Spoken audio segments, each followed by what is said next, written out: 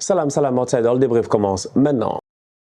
Le Paris Saint-Germain l'emporte aujourd'hui 5-2 face à Monaco. Avant de commencer le débrief, petit disclaimer, je suis fatigué. Franchement, je suis fatigué, je suis crevé. Je me sens obligé de vous le dire parce que en réalité, là, c'est la deuxième fois que je filme. La première fois que j'ai filmé, j'ai parlé pendant à peu près une quinzaine de minutes et je me suis rendu compte que j'ai jamais branché le micro, quoi.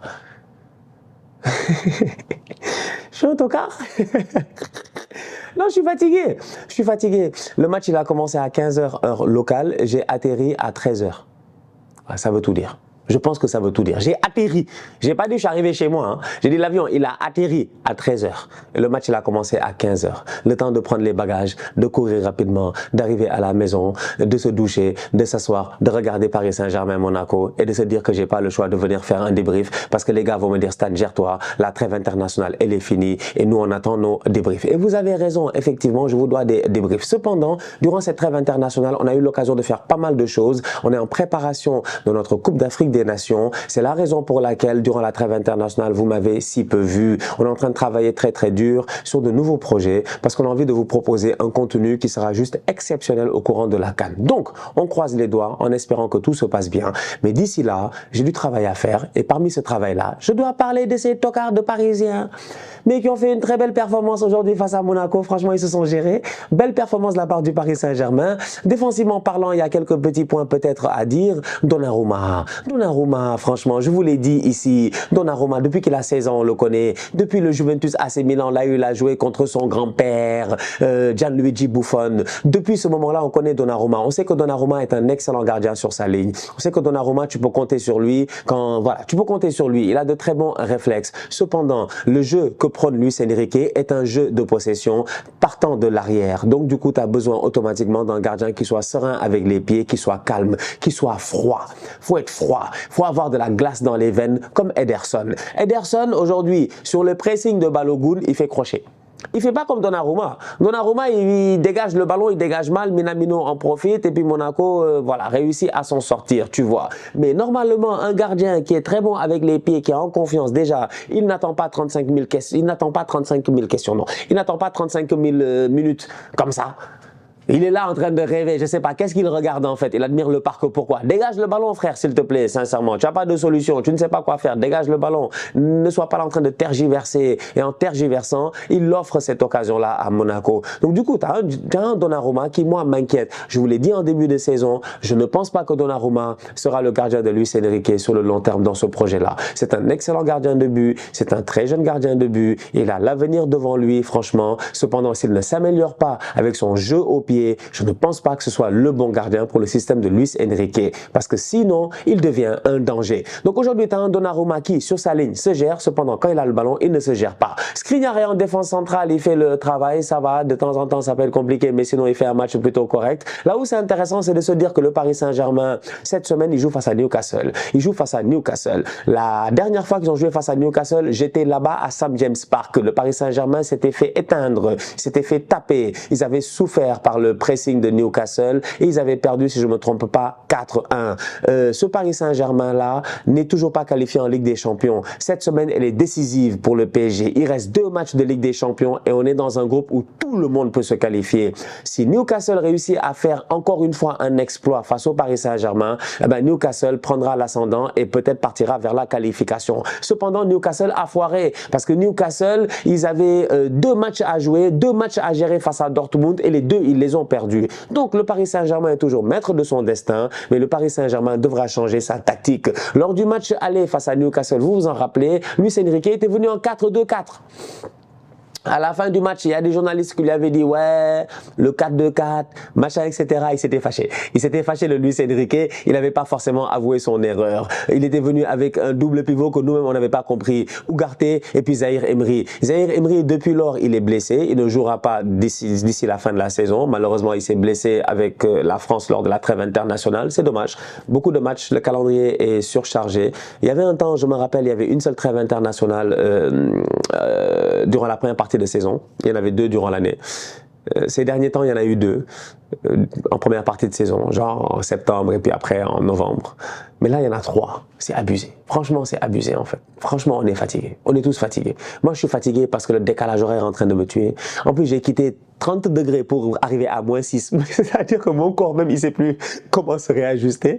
Je pense que je commence à devenir enrhumé ou grippé ou quoi que ce soit. Mais c'est pour dire à quel point, en fait, on est tous fatigués. Les joueurs de foot sont fatigués. Je vais taire le nom du joueur de foot. Aujourd'hui, j'étais au lounge. J'étais au lounge, au salon Air France à Charles de Gaulle. Il y avait un boy qui était là. Il y avait un boy qui était là, un joueur de première ligue. Franchement, un joueur africain de première ligue. Je ne vais pas dire son nom. Il était là. Le frérot était KO. Je te dis, il était KO. Il était KO. Pour pas rater son avion, il a mis un réveil. Il savait très bien que s'il était en train de dormir, le frérot, il était KO. Il avait la capuche sur la capuche et il dormait. Il était fatigué. Et il a joué durant la trêve internationale. Son pays a joué des matchs de qualification de Coupe du Monde, tu vois. Et son club joue, je pense, demain en Première Ligue. C'est pour dire à quel point les gars sont fatigués, mec. Franchement, il faut diminuer le nombre de matchs. Pardonnez-nous, quoi. Franchement, je sais que vous voulez faire de l'argent. Je sais que oui, les droits télé, etc., c'est très, très utile. Nous tous, on est d'accord. Mais il faut aussi penser de temps en temps aux acteurs, tu vois. Je pense que si on diminue un tout petit peu les matchs, même nous-mêmes, ça va nous permettre de pouvoir mieux apprécier les matchs. Donc, bref, Zahir Emery a été blessé lors de cette trêve internationale-là. Donc, Zahir Emery étant un membre quand même très, très important du milieu de terrain du Paris Saint-Germain, j'ai hâte de voir comment le PSG de Luis Enrique va se gérer face à Newcastle. Là où ça devient intéressant, c'est que Fabian Ruiz remonte. Franchement, il remonte. On retrouve le Fabian Ruiz du Napoli, un Fabian Ruiz qui, offensivement parlant, apporte énormément. Faut pas oublier que Fabian Ruiz, il est capable d'apporter offensivement. Il est capable de donner de bonnes places. Il est capable de combiner avec ses coéquipiers. Il l'a fait plusieurs fois au Napoli. Aujourd'hui, on le voit sur le terrain, surtout ces derniers temps, il est très bon. Donc du coup, tu as un milieu du Paris Saint-Germain qui est assez équilibré. Vous m'excuserez, je vais arrêter la vidéo parce que j'ai besoin de me boucher. Bon, j'ai fini. Donc, je disais, un Paris Saint-Germain qui est assez intéressant. Pourquoi? Parce qu'au milieu de terrain, tu retrouve cet équilibre-là. Ugarte, il a été bon, on sait de quoi il est capable. De temps en temps, c'est vrai que ces derniers temps, on se disait est-ce que physiquement le boy était encore au top. Là aujourd'hui, face à Monaco, c'est correct. Fabian Ruiz, c'est bon. Vitinha, très beau but de sa part. Là où ça devient vraiment cool, c'est de se dire que quand même offensivement parlant, il y a des boys qui n'étaient pas en confiance, qui ont marqué. Et ça, c'est important avant de jouer face à Newcastle, parce que tu sais que face à Newcastle, tu auras besoin de buts.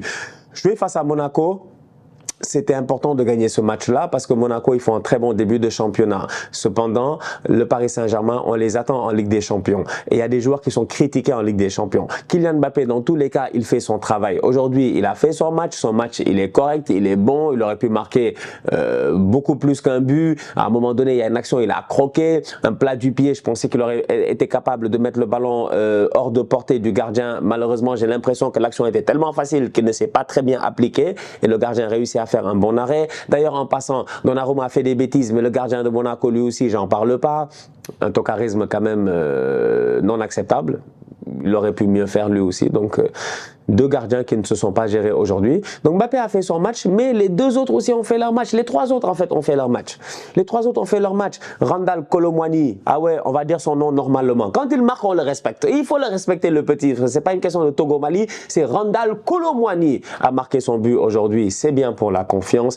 Gonzalo Ramos a claqué un but aujourd'hui. C'est bien pour la confiance. Et s'il vous plaît, mon frère, mon joueur, c'est mon joueur, Ousmane Dembélé.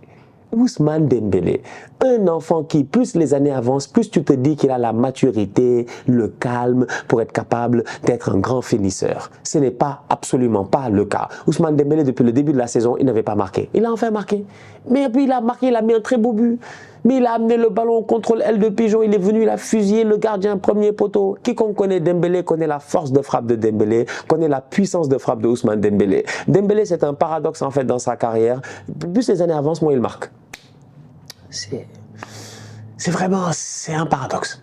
C'est un paradoxe quoi. C'est un paradoxe. Dembélé quand même, franchement, des fois tu te dis, mais c'était autant de talent pour ne pas finir. Aujourd'hui, il a marqué. J'espère que ça va lui permettre d'être en confiance. J'espère que ça va lui permettre de faire un bon match en Ligue des Champions. Parce que ça promet. On s'en rappelle, le match aller. On était là, je vous l'avais dit, Dan Burn, l'éléphant. Dan Burn, celui qui a la même vitesse que mon père. Franchement. Mais c'est Dan Burn qui avait tenu Ousmane Dembélé au match aller à St. James Park. Donc je m'attends à ce que Ousmane Dembélé fasse mordre la poussière aujourd'hui au parc à cette équipe de Newcastle-là. Dembélé devra se gérer. Luis Enrique aussi devra se gérer sur ses choix. Est-ce que c'est Kolo Muani? Est-ce que c'est Gonzalo Ramos? À lui de jouer. L'essentiel, c'est que les deux, ils ont marqué. Et les deux, ça va leur faire du bien de reprendre de la confiance en marquant aujourd'hui face à Monaco dans un match qui a été quand même relativement très bien contrôlé par le Paris Saint-Germain. Donc globalement parlant, le PSG s'est géré, le PSG a gagné 5-2. Au niveau de Monaco, tu peux te dire que Minamino a été très bon. J'ai bien aimé le match de Minamino. Balogun, tout ça, peut-être que les gars auraient pu un peu mieux faire. Il y a eu des erreurs, ils en ont profité. Mais les combinaisons au niveau de Monaco étaient quand même assez intéressantes. Le boy Camara au milieu de terrain, il a été bon. Donc il y a pas mal d'enseignements positifs au niveau de Monaco. Cependant, le focus était, à mon humble avis, sur le Paris Saint-Germain qui va jouer un match très décisif en Ligue des Champions. Ils n'ont pas le choix. Il faut taper Newcastle. S'ils ne tapent pas Newcastle, ça risque d'être compliqué.